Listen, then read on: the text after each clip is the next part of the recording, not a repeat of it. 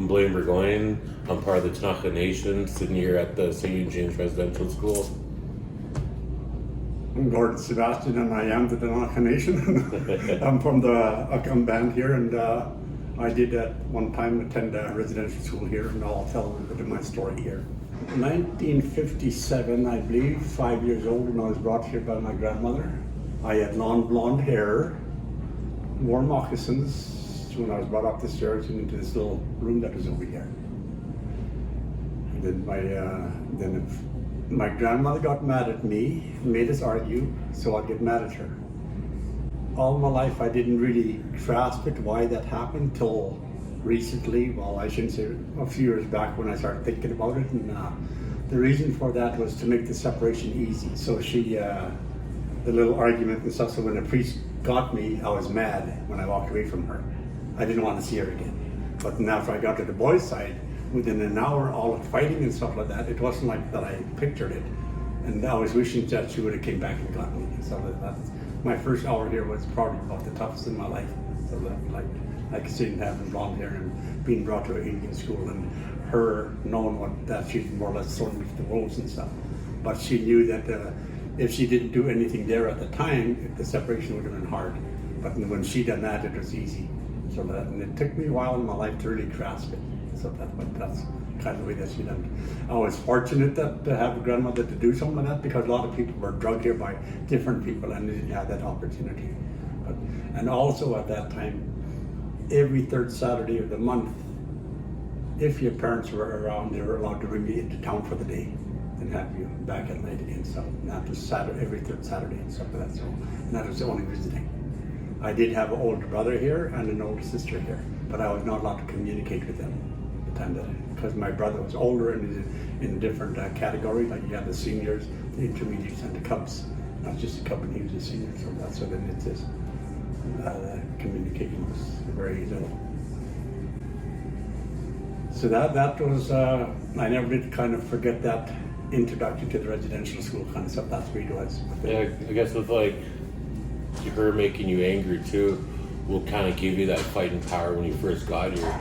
You see so many different people, and there's so much emotions going here. So for her to put you in an angry attitude kind of helped you get through your first couple hours here. Yeah. And gave you that fighting energy to, you know, you're coming in here and you're gonna be seen, but you're not gonna be pushed around because you're in this angry state. I got from grade 1 to grade 8.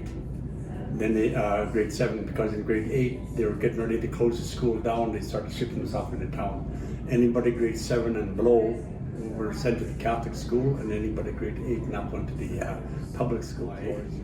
Kids in Cranbrook were wondering, why was there a kid from Oliver staying here and going to school in town? So we had to explain residential school to them, kind of, so that the government take these kids from different reserves all over the place and send them here. So then we start going to school in town and stuff like it. Sure, he was from Oliver. We also had some from Penticton and other places, like that. And so, why are they here? You know, while they're taken from their parents. Why were they taken from their parents?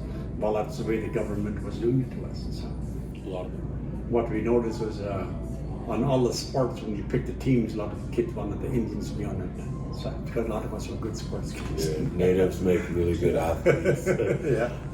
One thing too that people don't understand is like the way you're raised. So like, the story my mom told me is when she was young, they didn't know they were natives.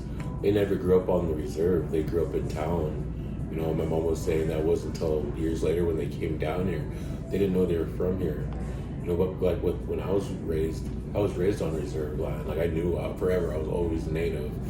But to like hear those stories from like generation above me, not knowing that they were natives, that they lived in town, like that's one thing I didn't understand, is how a lot of natives didn't know that they're natives. Mm-hmm. You know, with this whole being taken away from your community and getting put somewhere, you know, with my ancestors and my grandparents and everybody went through with residential schools, there's a lot of separation, you know, like they found a culture that was thriving the way they were, and it's like throwing a rock in a puddle and everything scatters around, right? It takes a while for everything to come down the little channels back into that puddle, but a lot of people didn't know their culture back then. They were misplaced, and like now it's getting to where people know that they're Native and they recognize it and they're proud to be it. The welfare system, by taking children away from their parents and stuff like that and putting them into the white homes, a lot of it was just kind of a money thing.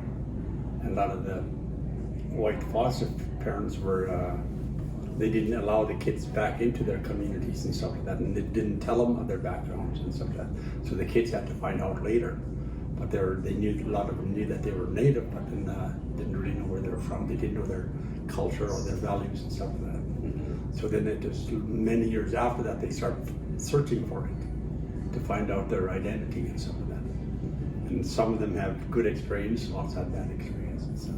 Yeah, I think a lot of people are always hooked on the negative, but with us being in this spot that we're at and all that, we have positive stories. You guys have positive stories and whatnot of what this place helped do for you guys, what it did and whatnot. The color of my skin, a lot of people didn't like it. Mm-hmm. There was already that hate, that racism was already started. Mm-hmm. And that's just because of wherever their family was from.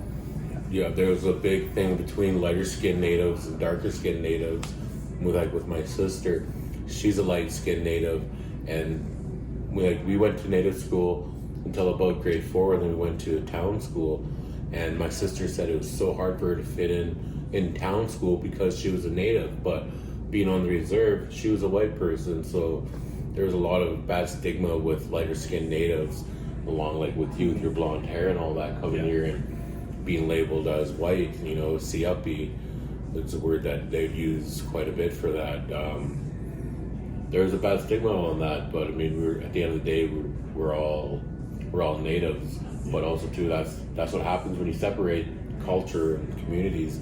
Is we start fighting each other. Like you don't belong here, we belong here more than you.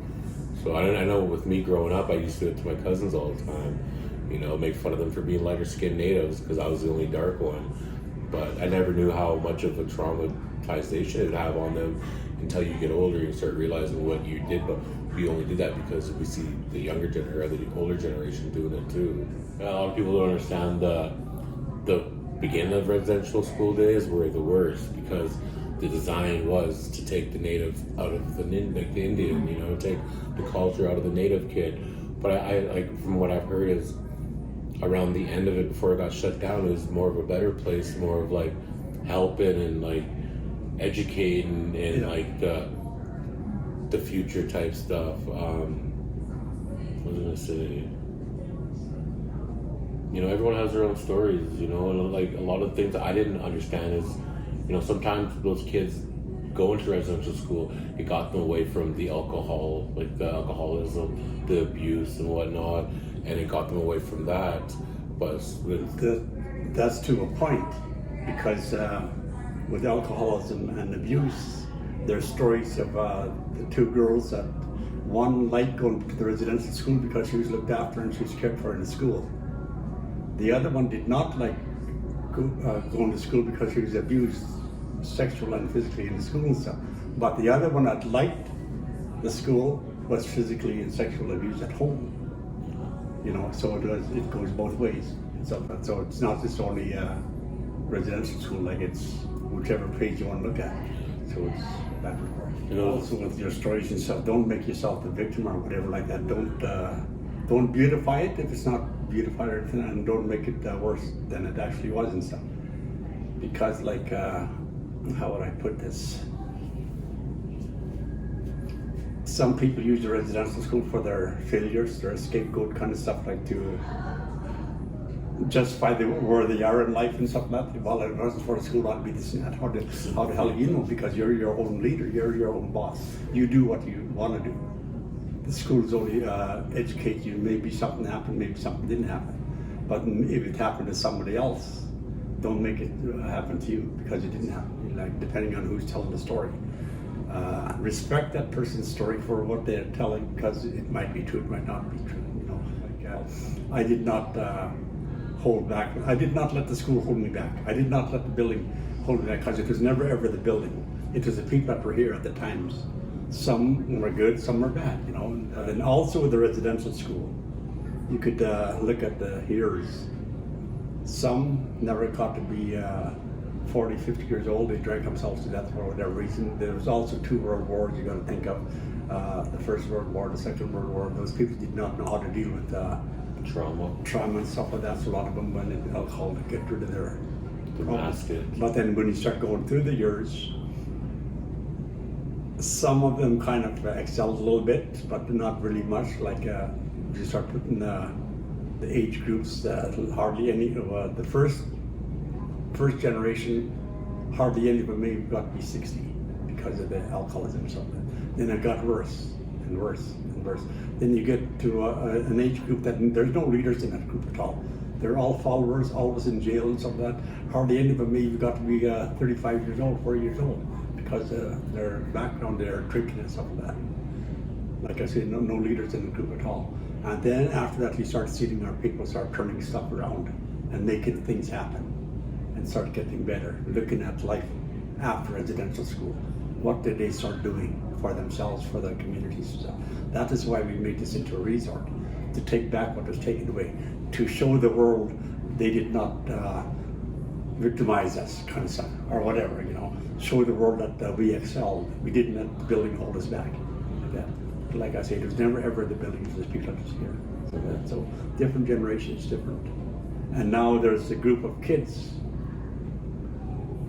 that are having a hard time in life, and still they're being in residential school, although they didn't go there, but their parents did. And their parents were the ones that got out of the residential school and did not know how to address accountability and respect. They were the ones that started losing it. So then their kids suffered for it and stuff like that. Mm-hmm. So now to try to get that back. It'd be like a big generational cycle. Yeah. You know, it goes in circles. It goes from something happening, dealing with it, and then learning from that, and then bringing it, the things you've learned, into the next generation, and then working through it. If it's not right, then, you know, find a way for it to be right, or find, you know, the way you were treated and learn, fix it, and it just keeps going in circles and circles and circles. See, with the truth and reconciliation being finalized and stuff, and people are starting to accept and moving on kind of stuff, then we get stuck into this drug thing. Everybody's into the drugs and all that, makes it even worse. It's going to be for 7 generations for residential school to move on kind of stuff, to heal. And then as that's happening, we have another epidemic of drugs and stuff that's coming into that's making it even worse and stuff like that. And that's a lot of our own people. There's a lot of our own people under 20 years old, well, let's say under 25, that are overdosing and stuff like that. And that's not just only here, that's all across Canada. Not just only with Native people, but with everybody. Yeah. And I think a lot of that still is from past trauma and whatnot. Is they want to feel a certain way, so they'll use other people's traumas of our culture to kind of mask what they're doing and be like, well, this is because of that. Mm-hmm. I'm doing this, but a lot of it is just kept in emotions and whatnot. I think what the whole truth part about the truth and reconciliation is getting the truth out there, but the truth, it ain't what everyone's supposed to believe. This truth is so many different truths. Everybody else's story is a truth for them. You know, you can talk to so many people in different communities. Every story is going to be different. You know, it all comes from the same book, but it's all going to be different. I think with many of these people, as more people tell them their truthful stories, the truth part of it will be out there, and it makes the reconciliation and understanding and that much more brighter and understandable about what's going on, rather than just, this is the story that Canada has on residential schools and the natives. It's one way, but there's hundreds and thousands of different stories and different journeys that everyone's went on. So when you talk about all that, who's getting left out? The natives. No, the people that done something with their lives and carried on after residential school. Those people aren't being talked about. They're put in this background. So nobody wants to hear their story. These guys, because they excel, they proved that they can live it, you know. There's people like that. The John Kimbell, you know, he was an orchestra leader from Winnipeg. He had residential school experience. Nobody talked about him. He excelled. I'm sure he had a bad break when he was a kid, but he still made something of his life. Yeah. Sally Jack, she became a doctor. Nobody talks about her. You know, there's people like that done something with their lives. You know, and like I say, there's the two sides. You open the door, and which one you want to go into, the good or the bad. Media nowadays, it's the bad. Everybody wants to see the bad. They don't care about the good. This place has changed a lot of people's minds growing up, and then you don't know if it's someone else's story you're telling, or if you forgot about the bad stuff because you had to survive through it. You know, that's why I think it's important for everyone to tell their stories from what they remember, because it paints the bigger picture of what this place was. And I think with everyone's stories getting out there, it'll help Canada understand what actually happened here and what it really was, and not have society tell the story for us. It's good for us to tell our own stories now.